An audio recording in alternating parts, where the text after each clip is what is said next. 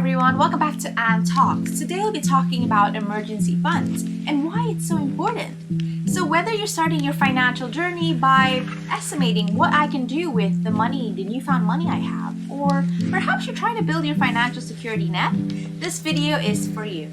Understanding and building an emergency fund is crucial for financial success. So stick around till the end for some practical advice that I will share with you on how to build your emergency fund. As always, the times are linked down below if you want to skip ahead, and don't forget to check our website for more guides and templates on how to take over your financial journey step by step. So let's begin. First things first, what exactly is an emergency fund? An emergency fund is a dedicated savings account for financial emergencies or unexpected spending. Think of it as a financial safety net. This fund is dedicated when life throws you a curveball, such as an unexpected medical bill, car repairs, or a job loss.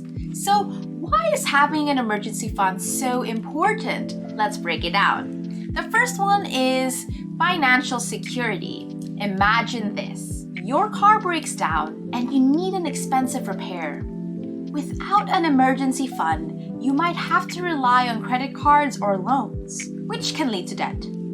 Having an emergency fund means you can cover these costs without financial stress. Next is peace of mind. Knowing that you have money set aside for unexpected emergencies can give you a peace of mind. It's like a safety net, where knowing that you can approach anything unexpected, it will help you approach that unexpected situations calmly. If you want to find out more on how to cultivate a peace of mind, I highly recommend the book The Simple Path to Wealth by J.L. Collins, linked down below. The next one is avoiding debt. Now, we all want to avoid debt, so how can we do that? If you don't have an emergency fund, you might end up using your credit cards or taking out loans to cover this unexpected expense that you have. This will eventually lead you to go in debt and will cause you financial strain, especially if the unexpected expense is large. So in order to avoid this, I recommend using a budget planner or at least track your expenses regularly. Now, you might be wondering, why do I need an emergency fund, and is it something I should start now? Let's explore these questions. Do I need an emergency fund now? Well, we all know that life is unpredictable. So while we can't navigate every financial challenges that might happen to us or in the world, it's important to have an emergency fund because it's like a cushion in our lives. It helps you manage unexpected expenses without completely derailing from your financial stability. Now, for example, a few months ago, I had an unexpected study expense. Because I had an emergency fund, I was able to cover the cost without feeling stressed or dipping into my regular savings.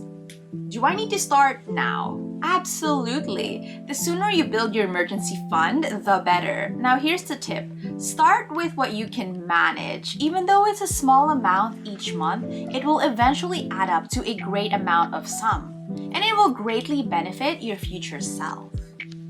So I recommend using an automatic savings app to help you track your savings effectively. So how do you go about building an emergency fund? Now here's a step-by-step guide on how to build your emergency fund. The first one is I want you to create a budget. Determine how much you want to put into your emergency fund. Realistically, and what everyone recommends is that you should save at least 3 to 6 months worth of living expenses. Now here's an example.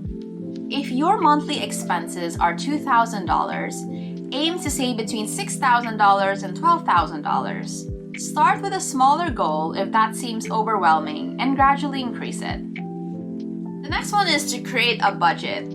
I want you to track your income and expenses to determine how much you can realistically put into your emergency fund. This will help you track a portion of your income specifically for your emergency fund.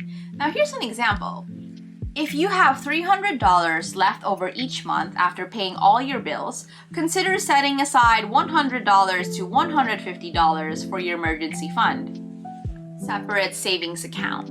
I want you to open 2 different accounts for your emergency fund and your regular savings account to avoid unnecessary spending on non-emergencies. Now find a savings account with no fees, a competitive interest rate to help your savings grow. Now here's a tip.